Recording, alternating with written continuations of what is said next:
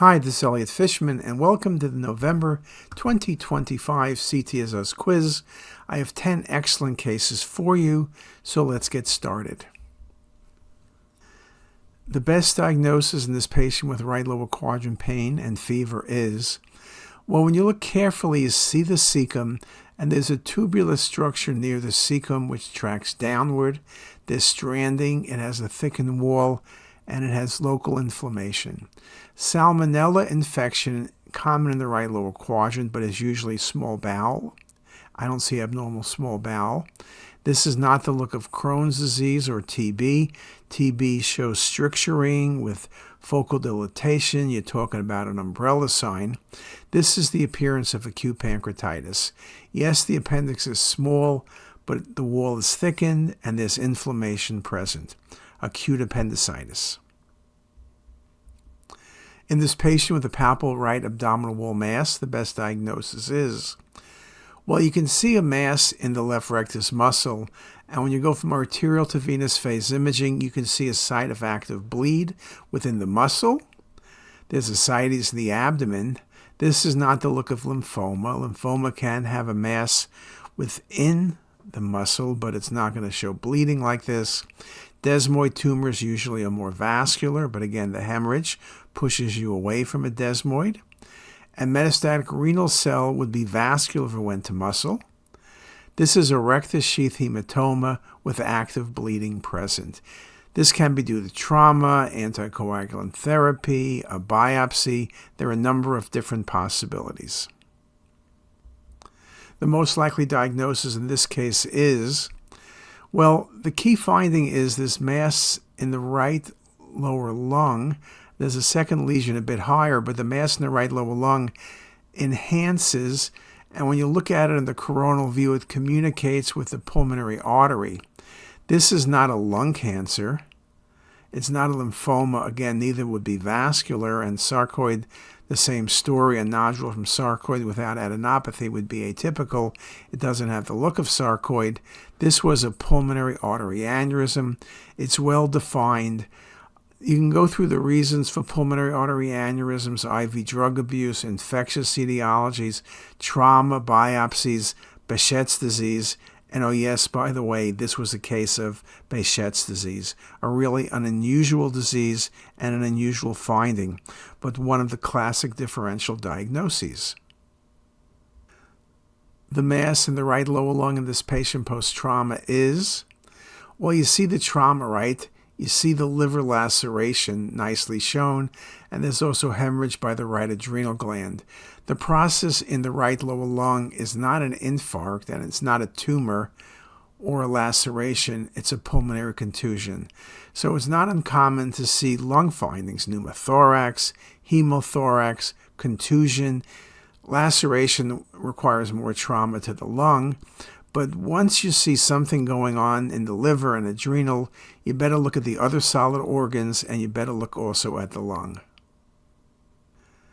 In this patient with Crohn's disease and abdominal pain, the critical finding is, well, you see the transverse colon is thickened. It's kind of featureless. There's a lot of stool in there and fluid. So you know the patient has inflammatory bowel disease, though it's not specific for Crohn's. But what you see impressively on both the arterial phase and then the interval change from arterial to venous phase is the active bleeding in the transverse colon. This is an active GI bleed. Classic, right? Because it changes between arterial and venous phase imaging. One of the reasons we do two phases is because sometimes the bleed, as in this case, is easier to see on venous phase imaging. And when the bleed increases between arterial and venous, angiography is likely to be positive. This was not a colon cancer superimposed on Crohn's. It was not bowel wall thickening, though there is some bowel wall thickening. It was not a stricture. It was an active GI bleed, a really nice example. The most likely diagnosis in this 40-ish-year-old female is, well, you see a mass in the body of the pancreas. It's cystic with septations. Slightly thickened wall. It's in the body of the pancreas. It's in a female, and the female's in their 40s. That's all the demographics you need to say this is a mucinous cystic neoplasm. Serous cystadenoma would be in the differential diagnosis.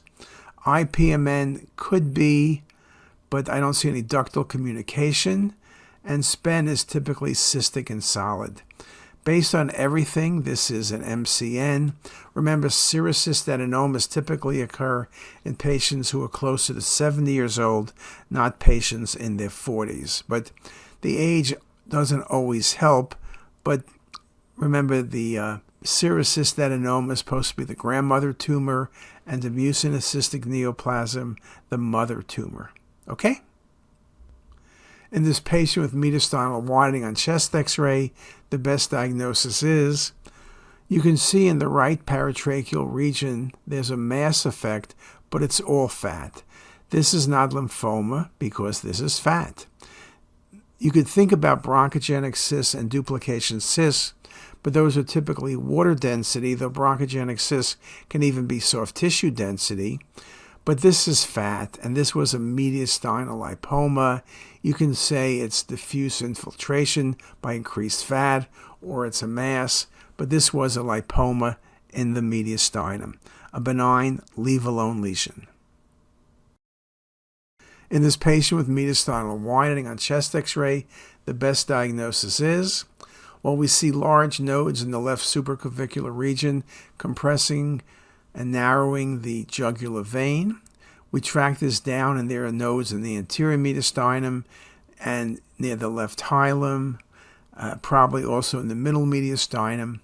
Germ cell tumors you can think about, but again, going into the neck or starting in the neck. Lung cancer, this doesn't have the look of lung cancer, particularly the cervical involvement. Same thing would be true with teratoma. This is classic for lymphoma. Yes, we just published a recent case on seminoma, which also had lots of abdominal disease, but you follow the disease from the neck through the mediastinum and into the abdomen. Here it seems to be localized to the upper half of the chest and the neck. I can't tell much about the abdomen. So lymphoma is the best diagnosis. The best diagnosis in this 30-ish-year-old female is complex cystic lesion arising off the right kidney, rim calcification, multiple cysts. You might almost think about hydata disease, which is pretty rare. And if you have hydata of the kidney, you surely would have it in the liver as well. So this is not hydata disease. It's not the appearance of renal cell. Wilms tumor is typically solid, and usually it's a younger age group, obviously. This is not focal polycystic kidney disease, though it almost looks like a cystic conglomeration. This is the classic appearance of a MEST tumor, or mixed epithelial and stromal tumor, well-defined, cystic, exophytic, and multiple cysts, and occasionally with calcification. A really nice MEST tumor. The most likely diagnosis in the 70-ish-year-old is, so we're looking at the bones here, and you see in both femurs there's coarse trabeculation, there's coarse thickening, the cortex is thickened bilaterally. I don't see any other findings, including in the iliac bone and the spine as visualized. This is not metastatic breast cancer, right? That would involve and give sclerotic lesions, but not this coarse expansile appearance. Myeloma would be lytic. Myelofibrosis would be sclerotic, but diffusely sclerotic in both cortex and medulla, not something that's focused on the cortex. This is, however, sort of an and mini. It's the classic appearance of Paget's disease. Coarse trabeculations can be unilateral or bilateral, commonly in the iliac bones, commonly in the femurs, particularly proximal femur, a really nice example of Paget's disease. Anyway, those were 10 great cases. I hope you enjoyed them, and I hope you have a pleasant holiday season. Have a great day, everybody.